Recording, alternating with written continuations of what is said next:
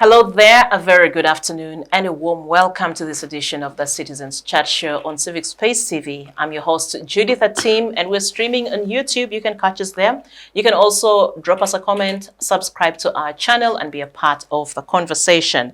Today, we're discussing the presidential nominations and the road to 2026, and we're asking what issues will define the elections. And joining me to discuss or unpack this are my usual guests in the studio. From my immediate left, Dr. Robert Ojiambo, head of the History Department at Kyambongo University. A warm welcome to the show, Dr. Ojiambo. Thank you, Judith. Good evening, viewers, and I'm happy to be here. Thank you. We also have Mr. Joseph Ochieno, political commentator and UBC Idelogue. Pleasure to have you on the show, Joseph. Thank you, Judith. Thank you for having me. I am pleased that today I'm one chair nearer to you, but then I realized there's a fantastic lady missing. I miss her. Her name is Sarah Birete, but I know somebody is missing her more. Thank you. Well, yes, Sarah Birete is missing in action today, but hopefully we'll have her on the show next Thursday. And last but not least on the show, we have retired Major Awich Pollar, Director for External Affairs at the NRM Secretariat. He's also an advocate of the High Court. A warm welcome to the show. Thank you, Judith, and greeting to viewers and also greetings to my colleagues. It is true I rarely concur with the congressman, but at least for once I concur with him that I am missing Sarah in the Berantare spirit. There we concur. Well, very well. Thank you very much, gentlemen, for making time to the show. So today we're analyzing the political landscape of Uganda following the conclusion of the 2026 presidential nominations. We're focusing on the key themes and campaign slogans or messages of the nominated candidates, exploring the issues they have highlighted and what their diverse visions mean for the future of the nation. So we're also peeling back the layers of the political rhetoric, and we're getting to the heart of the matter. What are the central issues that will define this election, and what do these candidates truly stand for? Of course, we'll start with candidate Yoweri Kaguta Museveni of the National Resistance Movement, the ruling party. He was nominated on Tuesday, and of course, his nomination was a foregone conclusion for many people. It was obvious it was going to happen. His campaign slogan is protecting the gains, making a qualitative leap into high middle income status. But what exactly does this message entail? And what new or transformative ideas that does the incumbent bring on the table for Ugandans should he get re-elected? We'll hear this from Major Pollar. Thank you so much. I'd like to thank the party members for how far we have reached so far, because from the outside, somebody may not realize the internal dynamics on how we reach the point of nomination. It wasn't a foregone conclusion. We had several steps to take. We started off with registration of members.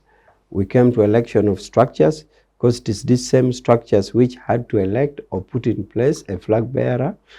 And that is why we called them in Kololo. Then we went through the other stages in the Constitution, SEC, NEC, to the National Conference, which finally elected President Museveni as our flag bearer. So I thank the members of the party who did that to make it reach here. And I thank the Secretariat, where I'm a member, because I'm a member of the top management, and we had to work so hard to execute the task given to us by the party as Secretariat. So we managed to put this in place. So I thank ourselves for this. Now, about the question, the good thing is that our theme is a long sentence, and normally long sentences are self-explanatory. If it was short, you'd have to interpret. So, protecting the gains, the literal translation, the grammatical translation is known. We have made many gains that we need to protect. That is in peace, there's total peace throughout the country, including the areas that perennially used to have cattle rustling. That is the entire Kapchora, Bugiso areas, Teso areas, Lago areas, Acholi areas. There's nothing more. So we have peace, people sleep at night, and you know the popular way of saying it in Uganda, that people sleep at night. So there's total peace over the country. One of the gains is that we have held the country as a solid one country all these years, while other countries collapse and break into pieces. Some people used to think countries don't die, but we have seen country dying and breaking into pieces and getting so many sovereign independent countries from one country. But NRM has kept Uganda in one.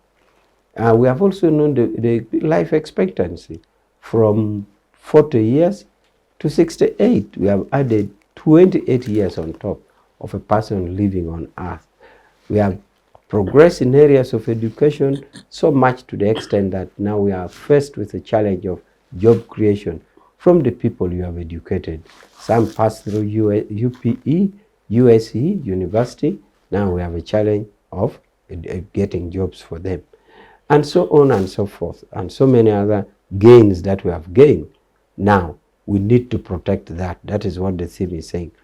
Two, there are things that we need to do to add on to the gains so that we move to the next level, the middle income. Now, part of this includes building up on what we have done, because many we have also not done to the maximum. Like health, we need much in health. Hospitals, we have to revamp it. Education also, we still need to do much in education. And that is why, in part of the manifesto that we shall unveil, is that public civil servants' salary will be enhanced, particularly arts teachers will be enhanced, because there's been several complaints vis-a-vis their science counterparts. So many of these things that we have to put in place also include like the PDM, which was our flagship program in this ending Kisanja. We feel we haven't done enough. We shall continue with it, only with modification to the extent that we are going to add 15 million for leaders per parish. So this will therefore mean there won't be any temptation by any leader to steal money from the ordinary wananchi in any way. So we're also going to have borders revamped by way of giving them 15 billion where they'll be borrowing from among them, from that fund, and so on and so forth. But suffice to say, we are going to unveil the manifesto soon, and you'll see it. So when you get all these gains protected, and we add on more activities or more interventions, then the crystallization of all this will move us to the next level. Don't forget that in the economic sector, a lot has been done that could be seen by the availability of services and goods. Everywhere now, if you want service, which either you go to government or you do private, like health, you have health services available. Education service available. Banking service available. Whether insurance service, they are all available. Now when you go to goods, all the shelves in supermarkets and shops, increasingly Ugandan made goods are filling the shelves in supermarkets and shops. We still have some imported from outside, but increasingly we are having all. So some people may think that it's a story if you said at one time Uganda used not to have salt. Completely. In all the household, people would eat food without salt. But that is now history. When you mention it, somebody thinks you are boring him or her, yet it is a reality. But now salt, nobody ever imagines that a home can be without salt. How? Since when? Really? We have it, and we have in abundance, including sugar. So economic aspect is done, but we realize that some areas which needs gap. Now, it is those areas that we are focusing on, and it is those areas that is still having gaps, that should we fulfill them, then the crystallization of all this will move us to the higher income level society or a country. So this is what we plan to do, and we think that we pray and invite Ugandans to vote for us so that we are given a chance to execute this and make Uganda a better country. Thank you, Major. Joseph, I'm coming to you. Protecting the gains, making a qualitative leap into high middle income status. What is your interpretation of this statement or slogan, and how much do you think an average Ugandan relates to this? Doesn't make sense to them. But how they present them locally, maybe they could pick a slogan in Luganda that narrowly defines to the context, to the extent that it has a meaning for somebody's pockets, or somebody's realities in the morning, and possibly in the evening as they go to bed. But in the broadest sense, is part of a continuation of sloganeering for the last 40 years. But I will deal with the specifics of the gains as alleged. One of the alleged gains is that NRA has kept this country together. Judith, your camera people had not been born when these guys came into power. I want to tell them, plus the predominantly young viewers, that never has there been a time when this country was divided.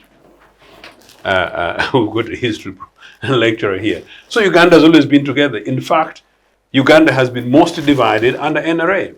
So even under Idi Amin, we had issues. Uganda wasn't divided. In Obote too, when we had one Luwero, it was Luwero Triangle and one war zone. Under NRA, a complete sub-region, nearly 25% of the country was out of reach. Another word, people lived in concentration camps for nearly 20 years. Now, to talk about peace and stability over a 20-year period, 20 years is a period, if you combine both Amin and Obote's time, you only add 2, and then you compare to the 40s.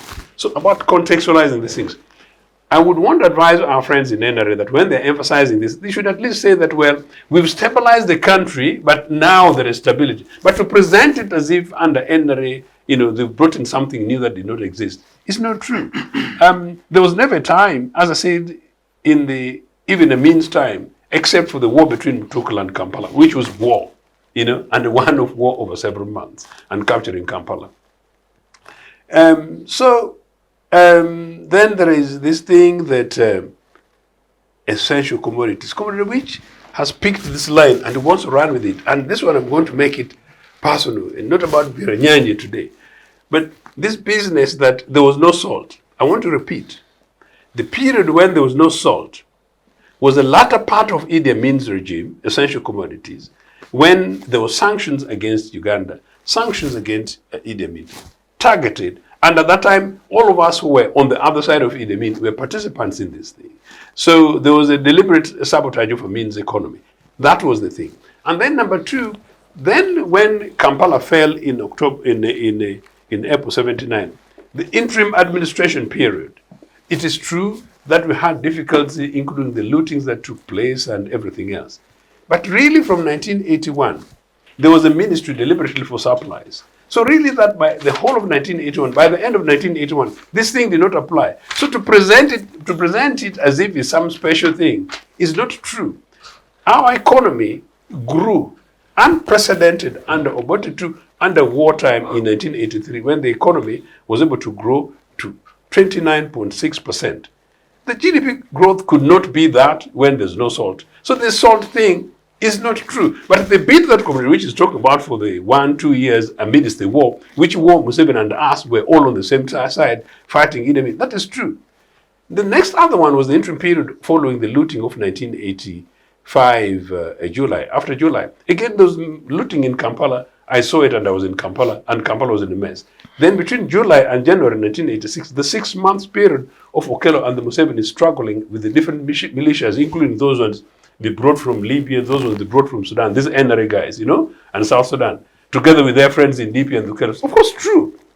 But then after that, you can't sort of compare it to government of the past, nor can you compare it with any time during the democratic government of UPC. But certainly even Idi Amin's time, there was never a time in Idi Amin's time when there was a district which was not accessible to by citizens of this country. So I thought I'll just make that clear. Now, the key indices of education, the key indices of health, the key indices of infrastructure, the key indices of education.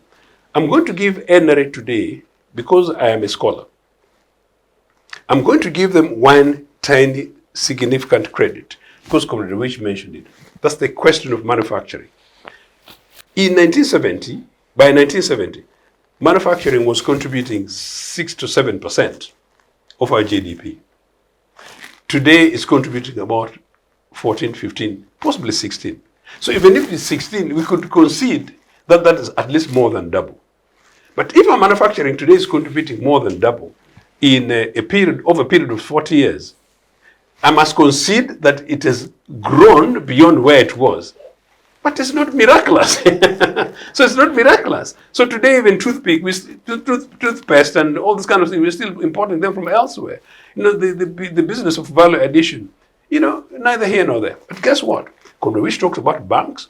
We opened banks within the first few years of independence. They sold our Uganda Commercial Bank. National Insurance Corporation, many of these things, we opened up within the first 5 years of independence. They sold them. We opened up agricultural institutions. They sold them. We opened up beautiful, big, primary, secondary, post-secondary institutions. They've not built them as existing today. There's this boring word called seed schools. Seed schools. You go down there, they look crooked as if they're cotton stores of those days. They broke them. You talk about the cooperative movement, at the center of it, they now recognize as part of the powerhouse in the rural places. They broke them. So systematically, and then you talk about health services, we built hospitals and equipped them. They broke them. I was talking to a program yesterday when I was giving analysis over this very particular thing. And on the health thing, a bit of commitment that the future UPC government would kill this thing called health insurance. Comrade Awich, you know, you claim to be a socialist leftist. You always say that you believe in politics of the left. Health insurance is a privatization by the back door. Citizens in a socialist country should not pay for health insurance. Public health should be free at the point of delivery, from the source from where people pay their taxes. That is the principle. That is what it should be. These guys are thieving it. They've sold off all these things. We now have more pharmacies in the streets of Kampala than any other basic social facilities put together. No, if it's about protecting gains, it's about protecting these guys loose. And the last thing, I'm really sorry. Comrade Awich talked about, okay, we shall now add 15 million to the Billion. million to the PDM thing, you know, and we're going to add the 15 million on top because we realize that leaders are stealing. So you see these guys, you know, so when leaders are stealing, the solution is add them more money and your public money. You decide. Well, thank you. So, Dr. Ojiambo, I'm coming to you, but I just wanted to just make a comment because when you were making your submission, I remembered that we've also seen a lot of content on social media, you know, very unfiltered footage of the average citizens in their thousands who were ferried from different parts of Uganda to Kololo to attend the president's rally. And these are images that we wouldn't see in traditional or legacy media. People celebrating the fact that they were able to eat a decent meal, perhaps, and that they had some extra that they could still hold on to for the evening. Clearly, that tells you these are not people ready to make a leap into high middle income, because these are people who are still grappling with the very basic issues of a meal a day. And if you So looking at, if I'm to juxtapose, you have this materially deprived group of people in their millions. Hugely, yes. And then you have, on the other hand, a leader talking about realities or possibilities that these people cannot even imagine for themselves. Don't you find that quite contradictory? Dr. Ojiambo and Judith, allow me 1 minute to answer you. Do you know what? That picture of that guy coming from West Nile, Yes. you know, excited because he's seen something he's never seen in his life, tells you what 40 years of NRA is. Number two, I have been to West Nile. In fact, West Nile, for some reason, is one of the sub-regions that I visit more often than any other. No, there is massive, squalid poverty in those spaces. And then number three, which is important, Awich. What NRA has done in the last 40 years, and I was discussing this with a friend of mine from NRA, and I'm sure they'll watch this thing, they concede. When I talked about NRA creating 2-tier nation state, they concede actually that NRA has created 3-tier nation state. There is a nation state of particular individuals, and without prejudice, and because campaign time, I will not fear particular communities, maybe particular sub-regions, who are basically living first world lives, including in their villages. First world. The kind of life Ochieno cannot lead either in Nagongoro or Kampala. That's first tier. The second tier is maybe the life that when we get more extraditions and US pay increase. Please don't forget we committed Ojiambo. We will lead on Kampala. You know, second word. That one will never come. And the third category are the people I'm talking about in reality, including those people ferried in Kampala, and they caused huge inconvenience. We'll talk about it much later. I got locked in. I had to go the other way around to Kampala in order to come back to my. It was extremely irritating. Today, before I came to the studios in my car, I was talking to members of my extended family, and part of the battle is extreme poverty when people are resorting to selling sand, which I tried to tell them, please don't. But they genuinely do not have an alternative. And these are children of a headmaster who died, the grandchildren of a teacher. Teachers ideally are traditionally, in terms of social classes, supposed to be middle classes. Think about it. Thank you. Dr. Ojiambo. Judith, not to bore you with these arguments which government has done better, what has been worse. I think these are things we talk about daily here and we leave them. But I just wanted to use this opportunity to give you key highlights in this nomination exercise. Of course, I will cater for your question. Number one, we look at picking of nomination forms. It looked like this election was going to be a blast. Over 177 prosperous candidates picked the forms. According to Electoral Commission, 177 by August. For presidency. For president. And we said, wow, this time we may have a ballot paper. Maybe we need 5 pages of ballot papers, or 7 pages, or 10 pages. The second stage was verification of signatures. And this is where there was some circus. I think the Electoral Commission needs to explain to us what they did and how they did it. And this is how this huge number was eliminated. To only 30 returned the forms. 30 prospectus candidates. And the 30, one of them was candidate Yoweri Museveni with a tray. They deprived the people of beer and they put in crates of beer nomination Were they crates of beer? Yes. And they took them in millions. I sensed some danger just watching from afar. I said, this thing must be sinister, because I'd never seen something like that. If you're a president of a country, you are sure that you are authentic, why don't you just bring the 9,800, or if you want, you can make them 10,000. Why do you bring 2 million? I sensed that there was going to be a problem here, and indeed it happened. What the establishment did, sent out to the RDCs, DSOs, and what have you to collect signatures all over the country. And these signatures, you know, they're all being picked from Ugandans. And what the Electoral Commission did, and I am not saying I was there seeing, but according to how they released their information and the information we get from there, shows that they first verified the signatures for candidate Yoweri Museveni.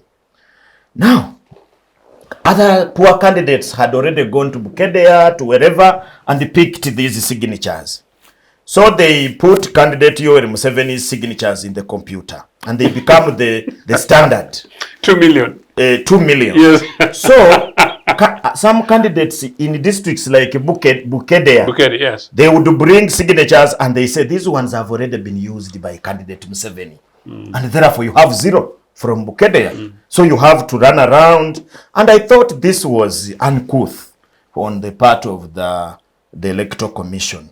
You cannot use one candidate to be the standard of others. They should have put these things random, and I don't know whether you indicate the date you got them. So some candidates have been disadvantaged, which I think in democracy is not good. In democracy, when you see sinister things happening, that is anti-democracy, and it creates a very big problem. Now, come to nomination day. Nomination day also had issues, and these are things that we need to tell Ugandans so that they know that things are not moving well.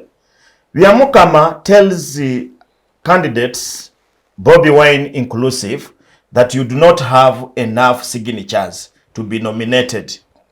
He goes and takes his last signatures on 21st of September.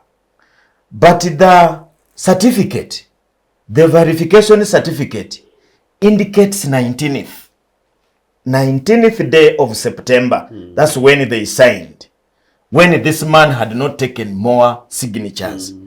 And this creates also a problem. And what was the major issue? The major issue is that candidate Bobi Wine had proposed to be nominated on Wednesday, on Tuesday, 23rd. He's now told that since you brought your things late, we have put you on 24th, but the certificate is on 19th. So, but the EC chairman, I think, made an apology. So there was an error. It was a clerical error. Is error. Not enough. When did they draft? They draft the certificate in anticipation? I thought a certificate, you first qualify, then they give you a certificate. This man qualifies on 21st. How do you put 19th? So that created a problem, in my view. I am not, for us, we're just looking at it from the scholarly point of view. Then come the security operative. Of course, they did not disappoint. They ran the same script that they normally run always. Candidate Museveni, after nomination, people marched in town, in all angles. In fact, there is a PLOE group which marched from Summit View. Oh, I suffered. And they were marching to Kololo. They were rowdy. You should have met them and seen. And they were being escorted by police as they carry out their madness. Now, come the next day. The next day, I thank them that they did not now go and chase away people in the rally of candidate Bobi Wine. But people reached there with difficulty to reach the rally place. In fact, this Sewanyana and his group were arrested in Endeavour, and they slept inside, and so many. But this now explains what Ochieno was going to say. Candidate Yoweri Museveni had a first rally at Kololo with food, with the disco and everything, and people were going there to feast. The most interesting thing was school children.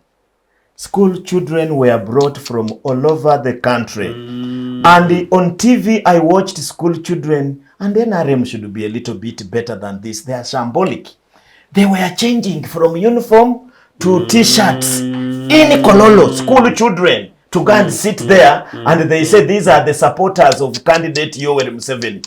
I have said this earlier. School children should be kept out of politics, because majority of them have not yet reached the age of deciding which party to support. Because those school children, how sure are you that they wanted to be in candidate Yoweri Museveni's tent? How come if they were at Mabirizi's or somebody else? How did you know? So I think NRM, keep our school children, keep our children out of your partisan politics, because the buses for school children were the majority there, if you watched. Finally, on that whole thing, I want to say that you have talked about the slogan for election. NRM has always come up with a slogan. I remember this is the 7th election that I am witnessing as an adult in Uganda. The 7th. I moved with Yoweri Museveni, unfortunately. The first election was 1996. In 1996, I was in Form 6. So that's when I started observing properly elections. 1980, I was a toddler. I didn't know what happened. Every election has had a slogan: modernity and unity, prosperity for all. What? Now this one is, I don't know, gain, leapfrog. These are just high sounding nothing. High sounding nothing. You don't see this in the lives of people. You don't see this in our policies of the country. You don't see them in what later happens to people. Like, for example, last time was to protect to our future, our future. Securing our future. I don't see in our programs last 4 years how we have secured the future. We are here giving handouts, PDM for people, men and women, to go and marry and eat a good meal and so on, and buy a pig and I don't know what. Is that how we secure the future? There are serious things that you would see in the macroeconomics that secures the future. I have not seen them in the last 4 years. I have not seen clear macroeconomic policies that secure our future. In education, for example, what have we done in the last 4 years that secure our future? Our education is now on a balance. We don't know whether we are doing with the new curriculum or old curriculum. Look at the health sector. I have now, my son is admitted in hospital of malaria because these clinics have failed, and they have to administer now a better thing at Case Medical Clinic. Now, I am wondering, my other villagers, what they could do in this circumstance. At least for me, I'm able. So what protects our future there in health? What protects our future in terms of transport network? We were told that by the end of this term, Uganda would have revived all our railway network. Go and check whether they have revived them. The Busoga Lane, the last time I passed, it's now a garden. People are digging there. The standard road gauge rail has become a story. Every time you hear the mining of oil from Bulisa and other parts has become a story. We don't know when we shall ever have oil. So which future? Now you are saying that now we are, what did you read? Protecting the gains. Protecting the gain. Which gains? Protecting which the gains? Which gains? Making a qualitative living. Of course, Comrade Awich, what he said is what he's supposed to say. You cannot fault him for saying those things. From where he stands, that's what he can see. What has a person from my village in Maweito gained that he needs to protect when all his land has been taken up by sugarcane growers who are growing sugarcane on contract? They have taken the land in lease for 5 years. What is he gaining? What is she gaining in my Busoga region, where people are now dying in abject poverty because they cannot use their land? The land has been taken over by entrepreneurs who are producing sugarcane, and they give them something which they want. Children, you can look at the dropout rates. And these are statistics from government itself. Out of 1 million students, pupils who register P1, only 300 reach senior 4. Only 300. Where do the 700 go? Have they been declared dead? If they are not dead, where are they? By the time they reach senior 6 to the university or to any tertiary institution to become professionals, they are less than 97,000 out of 1 million. Somebody needs to go and look for where those children have disappeared to. These statistics are given by the... Sorry, could you repeat that? I am saying, out of 1 million students who enroll for P1, Yes. only 300,000 do P7. Do P7. And by the time you are looking for those kids to find out how many went to tertiary institution to become professionals or mechanics, doctors, teachers, and what have you, there are only 97,000.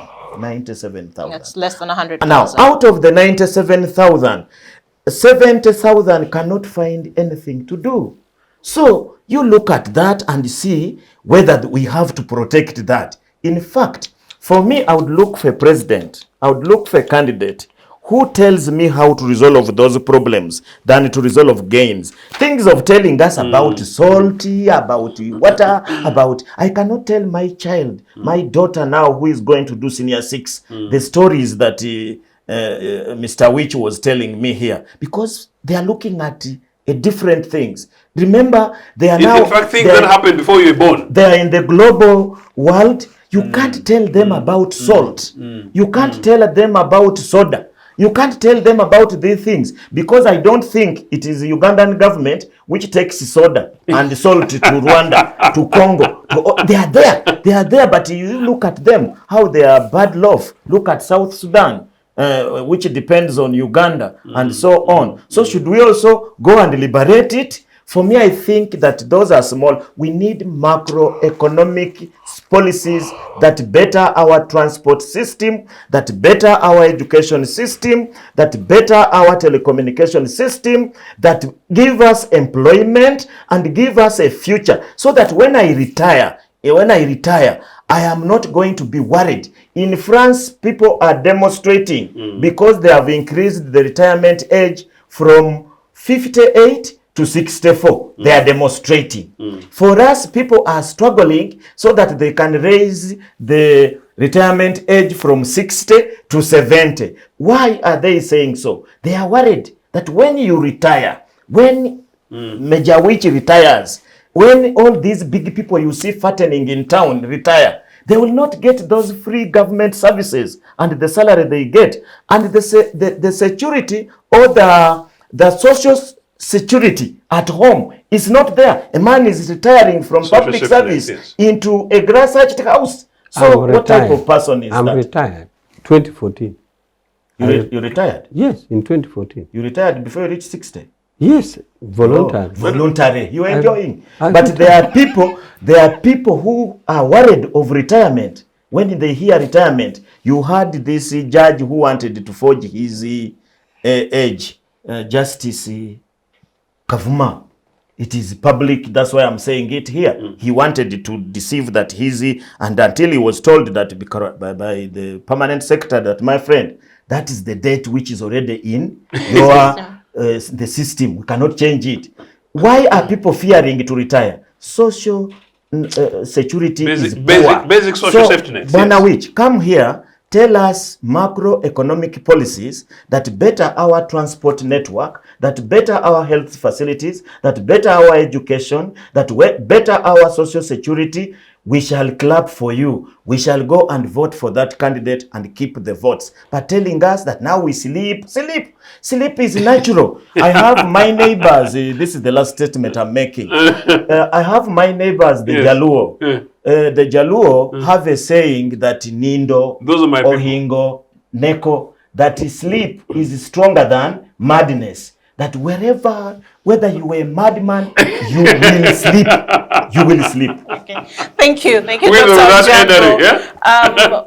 It's time for us to take a break. When we return, Major Awich will give you the microphone. Of course, we'll need you to respond to the issues that your two colleagues have raised. And after that, I also want us to shine the spotlight on what's happening also in the opposition camp, also unpacking the issues that they are rallying Ugandans to support them on. This is the Citizens Chat Show. We'll be back after the Digital rights are those human rights and legal rights that allow individuals to access, use, create and publish digital media or to access and use computers, other electronic devices and telecommunication networks.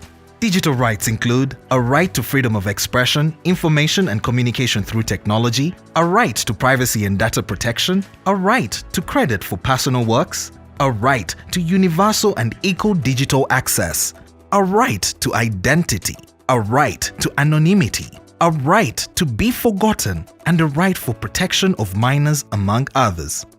The state's digital rights are frequently violated through various unfair actions, for example, blockage of websites and social networks, theft of credentials, unauthorized use of people's data for personal gain, privacy intrusion, online censorship, arrests and intimidation of online users, internet blockages, and the proliferation of laws and regulations that undermine the potential of technology to drive social, economic, and political development worldwide. It is hence every citizen's responsibility to respect rights of other digital users and to speak out or report to the responsible parties when one's rights are violated. Welcome back from the break, and we're glad that you're still with us here on the Citizens Chat Show. I'm your host, Judith Atim, and we're continuing with our conversation on the presidential nominations and the road to 2026. We're asking what issues will define the elections.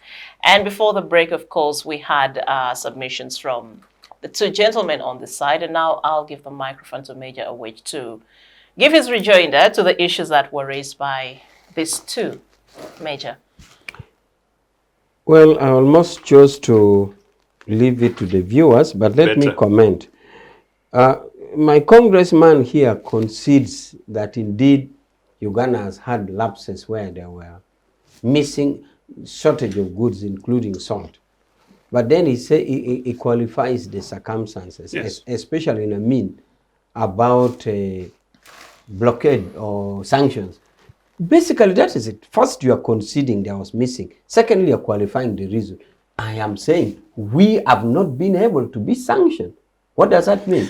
It means, therefore, our governance system to the global world makes us not suffer from sanctions. We could have suffered from the sanctions that Amin did. Okay?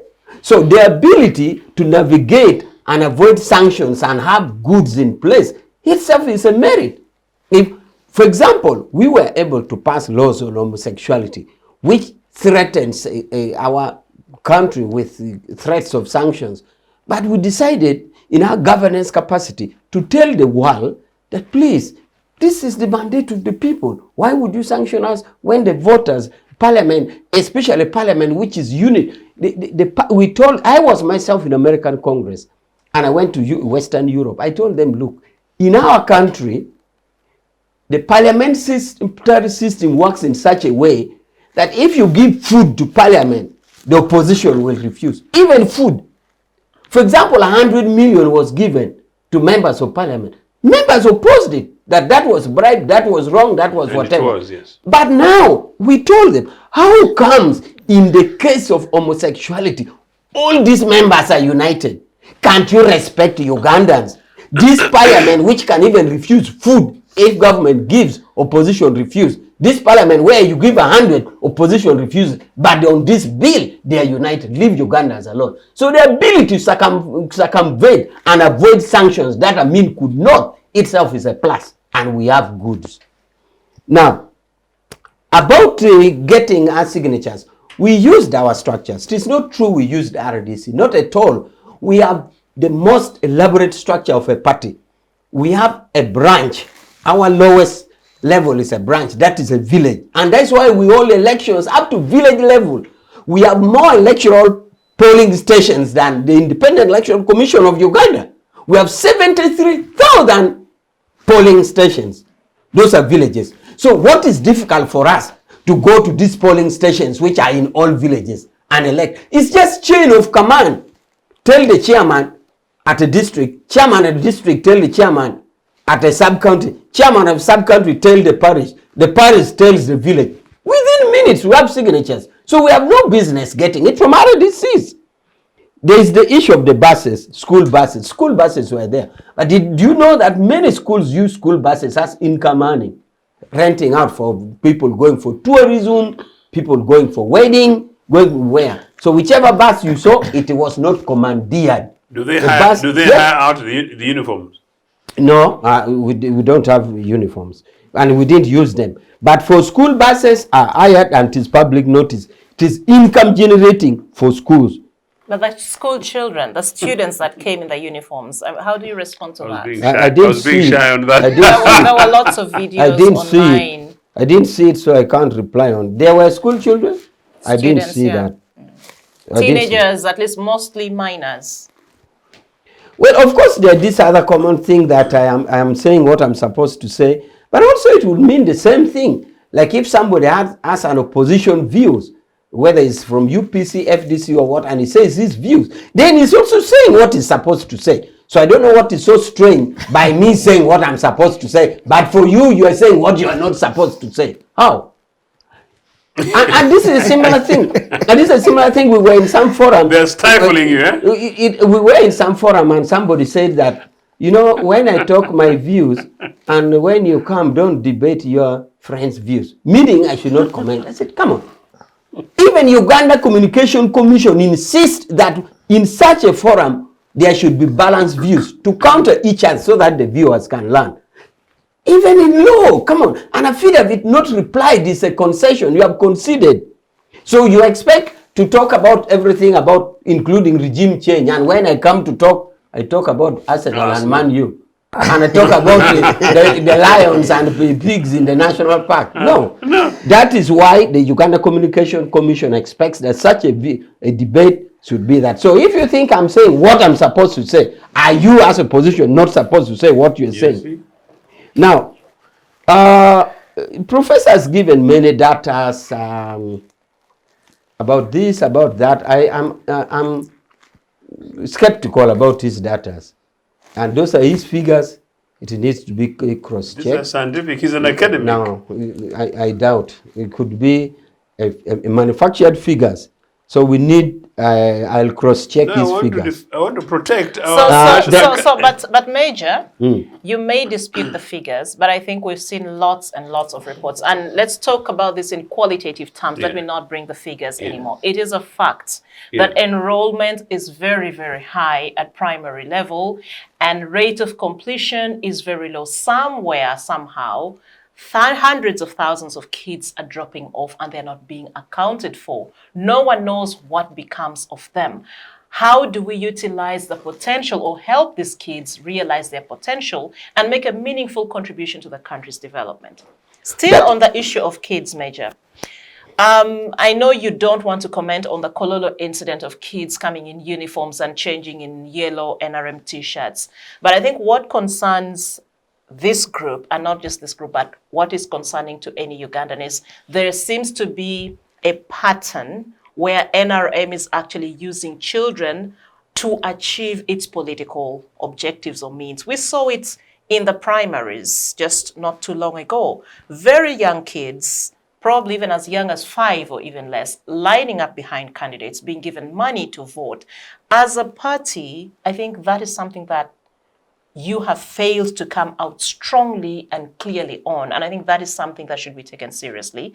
And it is what we are asking for you to actually comment. What is the position of the party, even where there are these glaring images and evidence that children are being used in a political, in political ways that they're not supposed to be used? No, I think the issue here, the one of the voting is for another day, but the issue here is Kololo, for example. Being honest as I am, I just don't have the facts. And I'm saying I cannot comment on issues that I don't have facts. I would be doing propaganda if I start to manufacture it now. That's why I'm saying I don't have the facts, I didn't know about it, and I don't have comment about it. Are you going Otherwise, to, if I start to talk about and I use it like we use in school about imaginative composition, I could create and do something, and that is not my method of work. And that would show you that whatever I say here are things that I have facts about. If I don't, I say I don't. Well, are you going to dig up and find out? Yes, I will. I will. So, let him finish. Let him finish. So there is also the issue of infrastructures which existed and either changed or did not progress. For example, there's a mention of railway, which has been a big issue, and that is one of the issues that we must work on to move into the next level that we are talking of, the higher middle income. But there's also the issue of buses. The issue of buses is a debatable issue, and depending on which side you look at it. First of all, the issue of government buses, which in Obote too had Uganda People's Transport Company, and Uganda, there was Uganda Transport, UTC, and there was Uganda People's Transport. Two bus companies which were for the state. It was good. Sometimes they would give students a bus warrant or something. It used to work. But when, and I've mentioned here again and again, some people don't pick it, that when the global world turned to privatization, which the congressman associates with me in cursing anyway, but it is the way we went. It said, remove your fingers from public affairs. And that is what led to the death of public buses in the process of privatization. But some people are arguing that did privatization promote transport or not? For example, how many buses in the days of state buses would leave Lira to Kampala? Two, one UTC and one UPC, Uganda People's UPT, Uganda People's Transport. So, with this increase, would government sustain having two buses from Lira? Now, when it was privatized, right now, the motivation that was put in for transport service, you have over 20 buses coming from Lira. Now, imagine if government had remained the monopoly of transport. If government had remained the monopoly of public transport. So those who argued in favor of privatization was saying, if you remove government fingers from public transport, maybe these young people don't know that there were actually government buses. Government used to run buses. But then you'd have two. And it would have been a challenge if government now would have moved to 4 with the kind of social public management system that we have been challenging in all parts of the world. Because once you're managing public system, it is prone to corruption, it is prone to abuse, it is prone to, not only in Uganda, everywhere. But now those who argued in favor said, if government remove its fingers from the main public state-sponsored transport and leave in private hands, you end up having more buses. And when there are more buses, they even become cheaper because demand would be conflicting with supply. And you see how buses conductors literally fighting in bus stations to carry a passenger to the next bus. They fight for it. Therefore, it is a decision taken in light of privatization. The fruits of it is the service beneficiaries to know whether now it travels with ease. But I know for a fact that now somebody travels from Lira to Kampala, shops in Chikubu, goes back to Lira. Somebody travels from Gulu here, travels back. And even if you have your goods, you put in a bus, it will be received in Gulu instantly. Services in private public transport is maintained. Are you done? Yes, Joseph, you want to just to say one last thing before we move? I want us to move very because quickly. Comrade Awich is forgetting, maybe, maybe your Comrade people were not yet born, that we actually we had the postal services that also sent letters up to the Nagongera post office. That's how efficient it was. But number two, if it is the case that there are two buses leaving Lira 40 years ago, and Comrade Awich has talked about the economic jump that we have had, there's no reason why there shouldn't be 20 today, or indeed 10. But what Comrade Awich also forgets, if we had two buses, but we also had train services. We had two buses and train services, but we also had air services. And we had those, but we also then had private buses side by side with the existing one. So it depends on what you want, the quality, and your money, the price, if or you're willing to do so. But Comrade Awich has also told us, which is a big concession by NRA, and I think Mr. Museveni needs to apologize on one of his rallies, that he claimed he was an anti-imperialist, but he succumbed to imperialism so much that he played the yes, that now he's like a special Nyampala, and for that reason, he cannot be sanctioned by the West. So basically, Mr. Museveni is doing a bidding. Comrade Awich's regime is doing a bidding on behalf of the others and global capitalist establishment at the expense of ordinary Ugandans. You know, the discussions around privatization, and it's really, really sad that I am not a candidate for president this time around, because these are fundamental policy issues. Because in the likely event that I was candidate, and in the event that I was candidate and I became president, the commitment from Uganda People's Congress and from myself would go back and review these privatization systems with a view to basically renationalizing key aspects of our services. These are the conversations we are now having around the world. Things call it British Rail, things call it British Airways and things like that. Some of them have gone private, but the truth is, privatizing our livelihood, that now privatizing threatens the air that we breathe, is completely not sustainable. Thank you. I need us to now shift focus. I think we've really done a lot of scrutiny of the NRM presidential candidate's slogan and how relatable it is to the average Ugandan. We've also had, of course, very strong defense from Major. I now want us to move to the field of the opposition. We have a lot of candidates there. But before we go to who is contesting in the opposition camp, Joseph, I want us to look at what is happening in the Uganda People's Congress, the party that you hold so dear to you. You will not have a presidential candidate on the ballot come 2026. Of course, there have been a number of court cases, many of which are still ongoing. We've seen injunctions that also the Electoral Commission cited for not proceeding with the nomination of Jimmy Akena.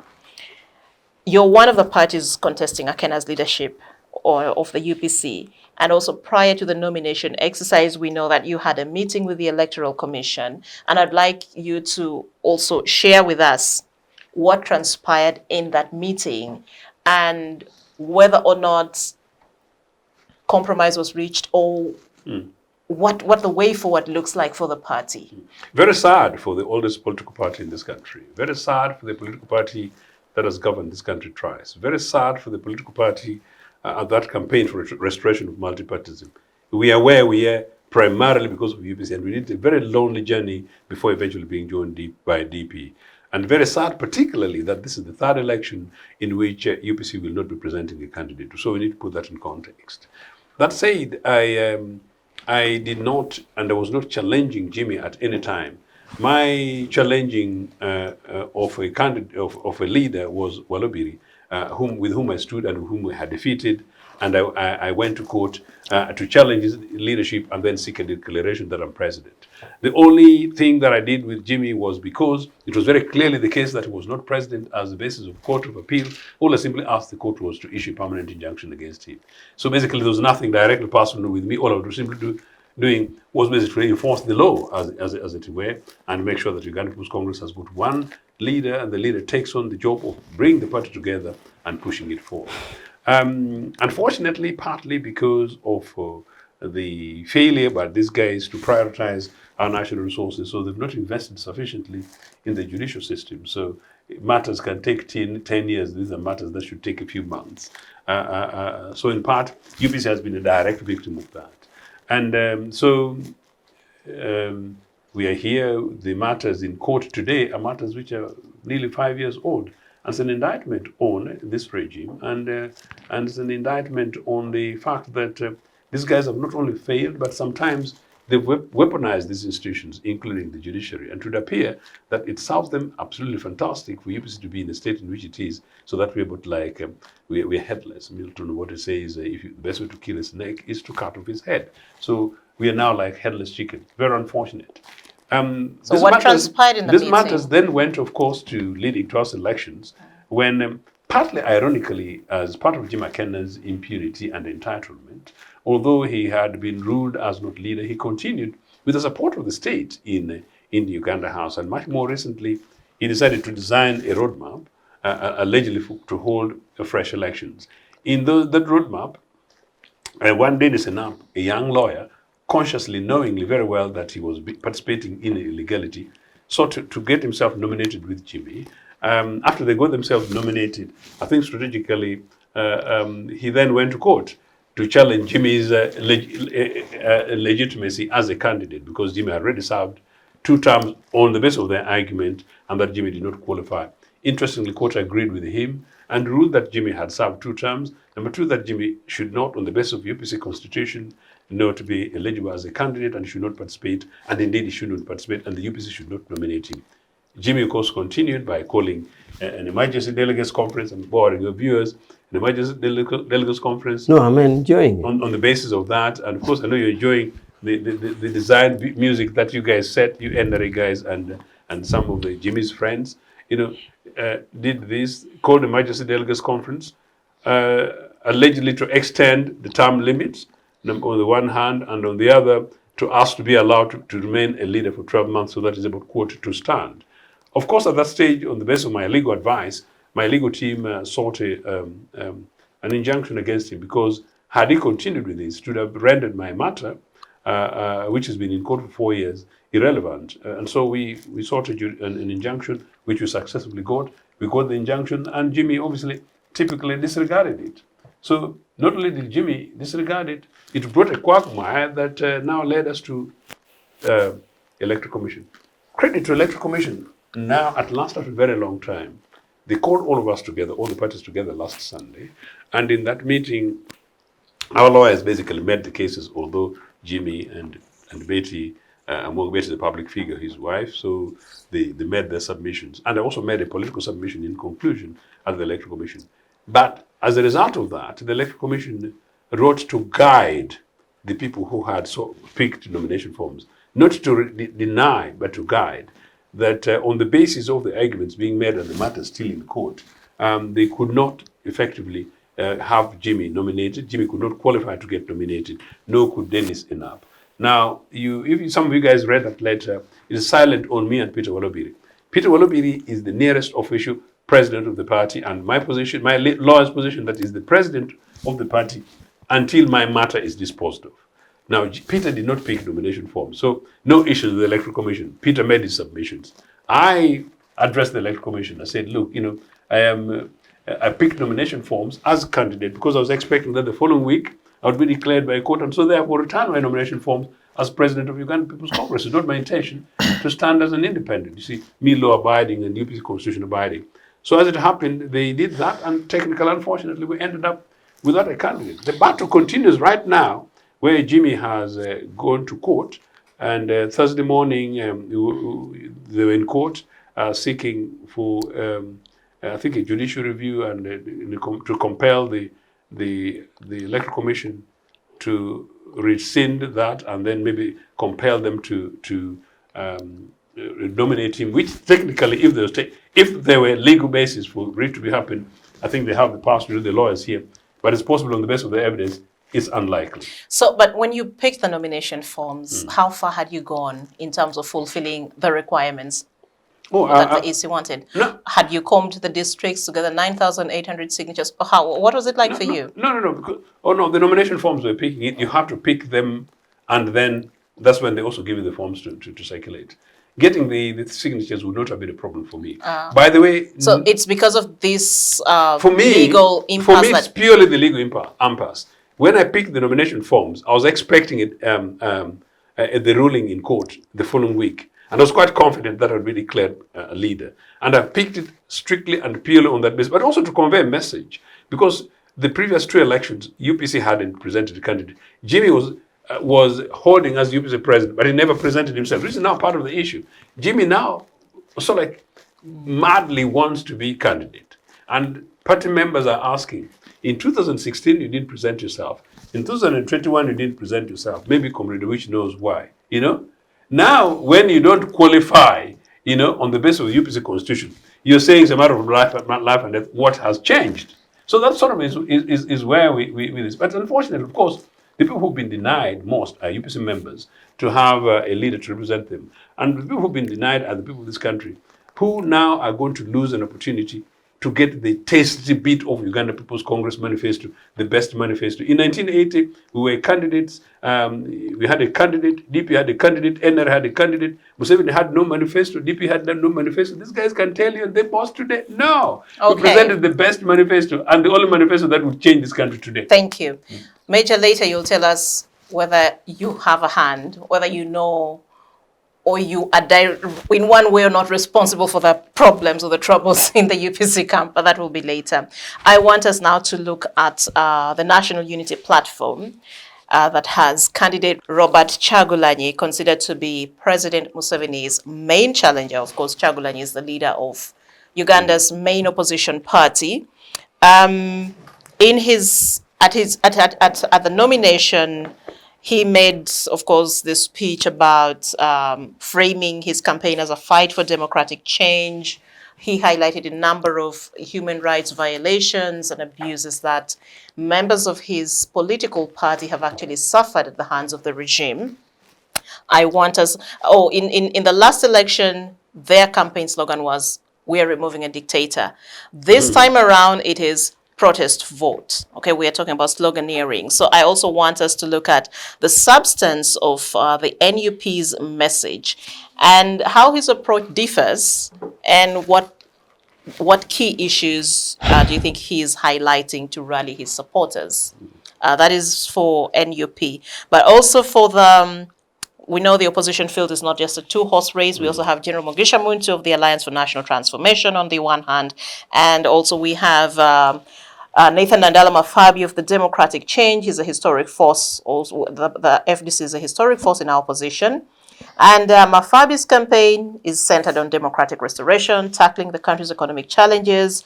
But also we know that there are also accusations of FDC not being a true opposition party, being basically them being a sellout. And we see how Dr. Kizza Besigye and the other members moved away and formed the People's Front for Freedom.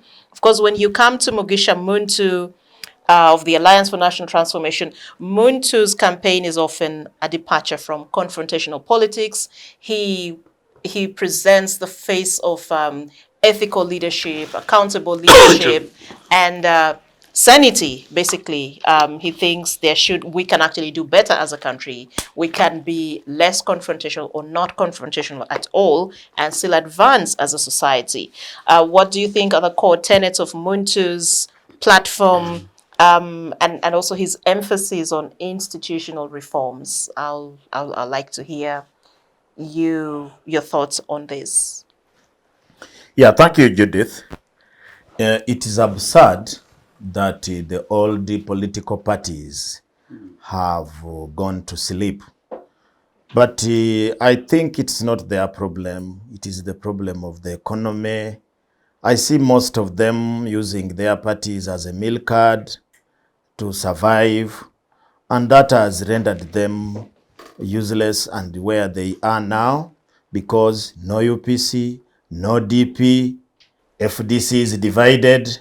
There is one big group of FDC which is not with Nandala and many others. But the beauty is that in this presidential election now, we don't have anybody independent. All of them are political party candidates. But the most interesting one is Kasivante. Kasivante is for National the Peasants Party. And indeed, they look really peasantry. The president of that party is Stensia Mayanja. She was singing for candidate Museveni. You can see how milk card issues are really bringing problems. The Peasant Party president, which has a presidential candidate, is jubilating and singing with the NRM because of food. On the day the president of her party is nominated, being nominated, yes, is because of food. She has gone to eat milk card.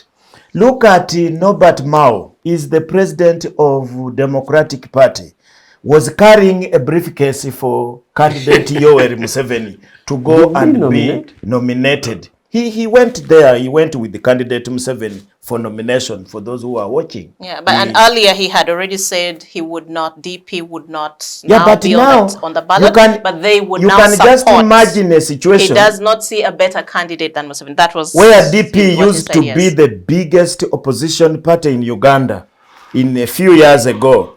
Before they went to Mbale, for those who can remember, Mao was elected in Mbale. And in that Mbale election, Sebagala said a statement, which people did not take serious. They thought that Sebagala, because of the Sebagalaness in him, he cannot say sense. But the man said that you vote Mao is going to throw DP in River Nile. DP will not reach Kampala. And it has come to pass. Are you saying DP is in River Nile? It is in River Nile. It is floating according to Sebagala. So look at these other things. So the good hope is that younger parties have come up. And for me, I am not, because you see, when you go in the market, you don't look for the old shop that used to sell to your parents. You look for the shop that is selling products that you need today. DP is gone, UPC is gone, FDC is in broken, and many others. But now there is NOP, there is the other one, Federal Alliance. There is a Conservative Party, by the way, this time Elton Joseph came through the Conservative Party. He is very, very interesting. I don't know when he joined. So me, my look at things. There is also Mubarak Munyagwa of the Common Man's Party and Frank Kabinga of the Revolutionary People's Party. The Munyagwa is for eating. That one, I will not be shocked very soon to see it in plot number 10, because that's where there is food. So I think DF did not come up. It didn't manage. PFF did not come up. They could not stand.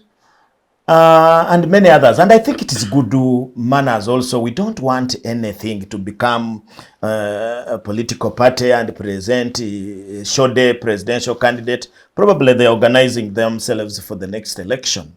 We give them kudos. But now, to zero on what you have said. Number one, I am not one of the people who agree in putting these things, all of them, as opposition party. Because I didn't say opposition. No. I am not saying you are the one, but I am just clearing, because under the constitution and the law that govern political parties, each party comes on its own. But if they want, they can form alliances, they can form coalitions, they can merge, and it is indicated how they can do that. So far, the only small alliance that I have seen, but I don't know whether they have finished the processes, would have been the one of Mugisha Muntu and PFF. They have agreed to work together. The political party of Muhammad Nsereko yesterday declared that it will support National Unity Platform. DP has not said they will support anyone. But Mao, the president of DP, has said for him, he is with candidate Yoweri Museveni, not DP. And many others. Did he say not DP? Yes, he said. He said not as DP, but as an individual he feels. DF, they also made a statement, and they said when they look around, the only person that can keep their security is candidate Yoweri Museveni. But whether they are going to support him, we have not yet heard that statement. But looking at all this, my friend, Ugandans are not stupid. The Ugandans are like supporters of Yanga and Simba in Tanzania. You cannot be both. You can't be a supporter of Yanga and a supporter of Simba. So in Uganda, we have those who support candidate Yoweri Museveni. And those ones, he will march with them in the bus. There are those who do not support candidate Yoweri Museveni because of their reasons, either historical, economical, or others. They are going to look for a candidate. And as I told you, this election, like other elections, is going to be a two-horse election. There is going to be those who will support candidate Yoweri Museveni and those who now you will call opposition. They are going to look for one strong candidate among these. And I think you have already seen, for those who see, there were two rallies in Kampala. One in Kololo and another one in Natete. And you saw those rallies. If you saw the numbers there, if you saw the fanfare there, Nandala Mafabi was supposed to have a rally in Garuga, in his home in Garuga. But I did not see it. Maybe the television people did not indicate. These others, after election, they were addressing a few news journalists, and they would go home. So we are waiting to see when they are going to launch their manifestos, to see where their rallies are going to be. But these other ones, NRM and NUP, have not launched their manifestos, but they had their maiden rally, and we saw it. So me, I think that is going to be the two-horsey thing. And I would really just request that in this thing, let three parties not play dirty tricks. Number one, the Electoral Commission. The Electoral Commission has started badly, in my view. As an outside looker, I'm saying that they have started badly. Already people are justifying what they are. But we need to congratulate them that now they are at their home in that place, in Lubowa. We really, that is how all government entities need to do, to construct their homes and save the taxpayer from renting these exorbitant rents. But the way they have started, it looks like they are not independent, as their name is. They need to be. Number two is the security. You know, in Uganda, it would have been police. Under the law, it would have been police. But the problem with Uganda, you can't know what is police, what is army, what is SFC, and so on. That group, we need to tell them that let every Ugandan be given a chance to support the political party or the candidate that they love. I cannot support for you if I am not on your side. Let people be allowed to, so long as they are not breaking the law, they should leave Ugandans to support. That's why I was very happy yesterday when they arrested that man in one of the suburbs who was tearing candidate Museveni's posters. What is the problem with the candidate Museveni's posters? Leave them there. Just go and support your candidate and mobilize for him. He will win if he is able to win. But I want also to tell these overzealous government officials who think that anybody who is supporting somebody who is not candidate Museveni is not Ugandan enough. They should stop it, because we have children, we have relatives. This country belongs to all of us, belongs to everybody. Let people support the candidate that they want. I saw in Mbari, some men had just put a poster of candidate Museveni where they work. And soldiers came and picked the thing and tore it on TV. And when the other men came, said, "Why are you taking away our poster?"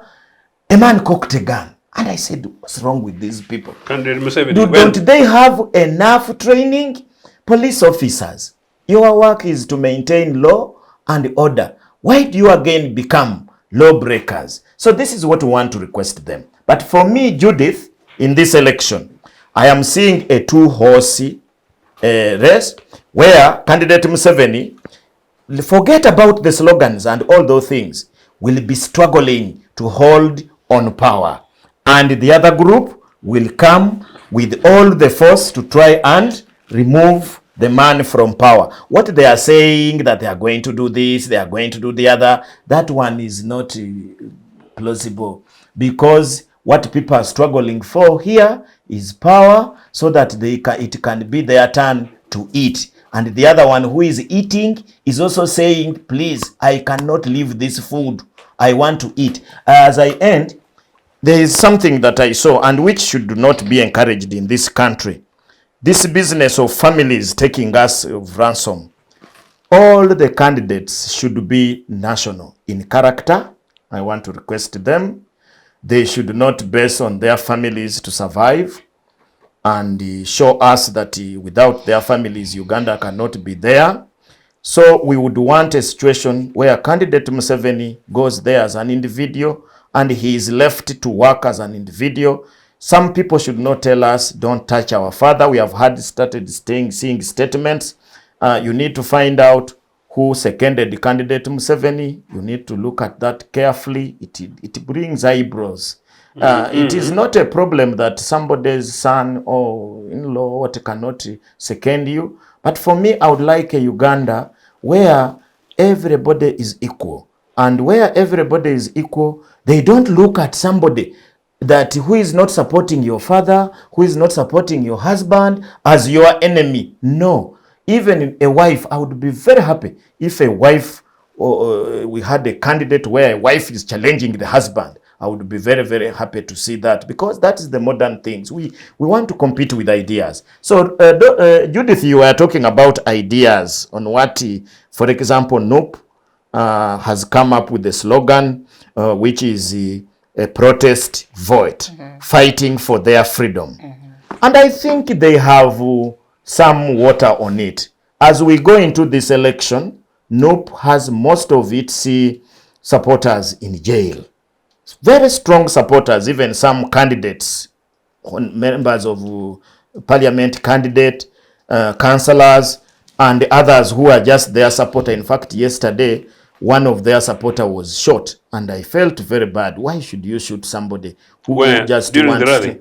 In Natete there, in Ndeba.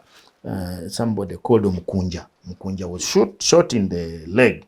I find that not good, because that's why they are coming up with the thing of freedom. And when you look at them, you sympathize with them. This is a group of people who had never been allowed to do their things. They are being haunted here and there. I hear they have marched. I don't know what they have done. I have seen vehicles here in Kampala running with the combat of Museveni. They don't have even number plate. The vehicles don't have number plate. What is supposed to be on where the number plate is candidate Museveni. Why doesn't police arrest those ones? Because at least those ones are breaking the law. If you cover the number plate with the candidate of your choice, I think you are breaking the law. Instead, they drive on any side of the road, and they are very powerful than the police. So for me, I would like this time Justice Vyavakama, the Inspector General of Police, the Army Commander of Uganda, or the CDF, please, can you leave people to support the candidate of their choice? You should only interfere with those people when they break the law. But also... To that end, if you don't mind, yesterday I did not... Doctor had said this last No, I didn't... Was that the last? I did not mind... Okay. No, I think it's appropriate, Judith, if you don't mind. And I did not watch television yesterday, but I was told by somebody I met on another television program last evening that their car had been smashed by supporters of a particular candidate, thinking that a car windows were smashed by activist supporters of a particular candidate in one of those rallies. And you're talking about somebody being shot. Yeah. The person telling me was that some of the fans, activists, supporters of this candidate were being rowdy against ordinary people. And now you're saying security services did that. So the point really here is that, Judith, whether the security service is being overzealous or supporters of individual candidates, I think it's fair for us as this program to say that we shouldn't really support the rowdy people, including a motorist in his or her car having their vehicle being smashed. No, they shouldn't. I don't see how that relates to the day one of campaigning for which all of us here committed. Yeah, that's what I'm saying. I am saying we should just allow everybody to support a candidate of their choice. Overzealous people, please keep your zeal. You can still win, so that we have a peaceful election. Nobody wants to see what happened in 2021 again. Thank you. We have about 7 minutes or so to end. Major, let me give you the platform. I was worried that I won't have any more time, because he seemed to be in love with my friends to have four, make them talk as much as they want. And yet I have so much to respond to. I'll be bullet point. I start with the Congress. First of all, an overarching comment is that as NRM, we want a fair election, we want a peaceful election, and we want to be treated fairly and equally. I have repeatedly said that when it comes to electoral violence, we are the victims. And I wouldn't be surprised if that windscreen was not for one of our supporters. I don't know. I have to say this and again, that I once told a friend that, and the friend thought I was lying, he was noob. I asked him that we exchange jerseys like a man you playing with Arsenal, and you exchange jerseys. I give him my yellow, he gives me his red, we walk in one gear. He feared, because he knew if he put on my yellow, he would be attacked in one gear. So we don't want violence, we are victims, we are not perpetuators. We also hope that at some point, the Electoral Commission will have forum like where all candidates meet and discuss routinely. We also expect the Electoral Commission will call all the Secretary Generals of the candidates to have a forum where they'll be routinely meeting and discussing, or representative of candidates where they will meet in a routine discussion to check how we are progressing, to see that there's no violence. It should be institutionalized so that election go on smoothly. Now, having said that, we have specific issues. Like for UPC, I wish them well. But Honorable Akena has been a beneficiary of impunity. Sure. And I think he thought it was okay. Anybody can open up the court files and see a list of rulings right from Olaro Tunu. Where court would rule, he would ignore. Otunu was forced out of that office illegally by a mob. Not so? A mob went, ejected Otunu. He stayed. And on and on and on. I would be surprised if he's the one crying against injustice. He had benefited from it a lot. Both justice and injustice were on his favor. That is, if justice was delivered, that a ruling favored him, he was happy. But even when a ruling was against him, he was still the beneficiary. So he was a beneficiary of a ruling for him, and he was both a beneficiary for a ruling against him. And he continued and continued. I'm glad that the judiciary and those who guard justice are now putting their feet down, including Biavakama, and saying, no, please, there's something wrong here. So let him see how things are supposed to be. Now, on whether or not NRM has a hand, not at all. We don't. Because we can't do that, because first of all, we have done a lot in our 5 years that we think we are going to win. Why would we be beating a UPC which is already down? The UPC thing is their internal matter. Kenya knows the violations in their constitution. Why its members went to court. And they went to they chose their own. We didn't even tell Congress here to go to court and the other young man to go to court. It is their affairs. They should not bring us in. Let them sort out their court ruling. Actually, didn't encourage anybody to go. No way, it is not. We didn't. So UPC should sort out themselves, and we wish them good luck. Now, on NUP about protest vote. Protest vote is literally a defeatist concept. Protest vote is a defeatist, meaning that we have succumbed to defeat, but anyhow, let us vote. We are voting anyhow, but you have defeated us.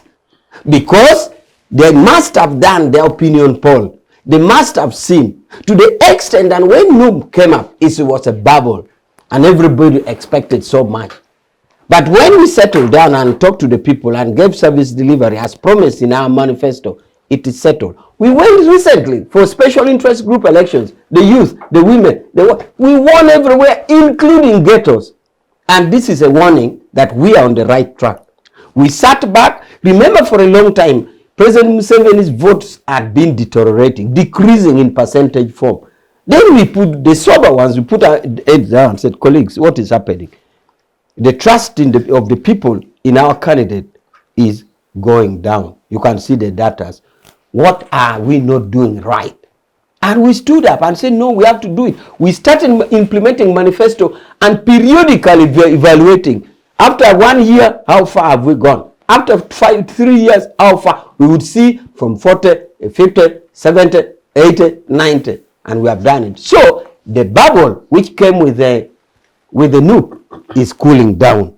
And therefore, a protest vote in itself a defeatist slogan. A defeatist in that we are defeated. However, we shall So anybody can protest and But vote. Major, someone could also say a protest vote means we reject or reject anything NRM and choose something different. That could also be the interpretation. That could also be, but the real interpretation is that we know we can't win, but anyhow we shall vote. That's not what they would tell you, but carry on.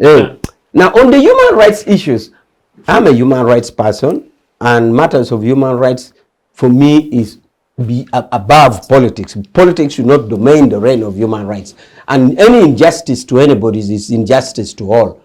I would continue the voice that human rights claims must be addressed and addressed properly. And that is the position of the party, that human rights issues are raised must be addressed. And therefore, actors who are having claims against them, we shall keep on with many avenues, whether in terms of training them, in terms of crowd control, in terms of investigation, in terms of arrest and prosecution. Those people need to be trained so that human rights is protected. You know very well that colleagues have been a judge of human rights at a global level for 80 years in Geneva, Switzerland. That is part of my life. It won't go away. We were 9 human beings. I cannot be part of the 9 human beings at a world level to judge out of 193 states. And after leaving Geneva, I leave human rights. Actually, I look at politics from a human rights perspective. I look at politics from a human rights lenses. So for us who are still in the party and with a big say, I sit in many forums of the party, we shall insist on human rights protections and promotion. So if the new pass valid claims, I still encourage them to continue pursuing it. We shall also still insist on human rights protection. So what about the NUP guys who were in jail and since the last elections, Comrade Awich, and this is a fair observation, really on behalf of all the citizens of this country, considering the fact that it was election time to election time. I think address yourself to that, particularly that the fact that you're a human rights lawyer, this is a civic space, and quite genuinely, decent voices like yourself from Henry must come out and say, no, it is completely unfair. I think those who are arrested and are known, they are in the judicial process. And the only thing that we do, like your case takes long in court, even when it is not a human rights issues, we are still urging that those court cases should be disposed of as quickly as possible, because we know that court matters take so long, including yours, which is not a state matter. It was you against your party, but you can see how long it takes. So many of us have had, for me as an advocate, I've had cases running for a long time in court, even when it is not political at all.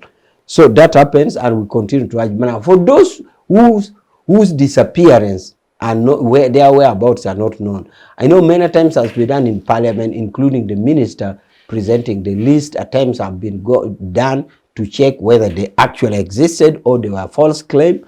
They check around border exit to see whether they went outside the country. They call for their national ID to compare with NIRA, whether indeed this person alleged is in the registration of NIRA. It remained to the level that was pushed.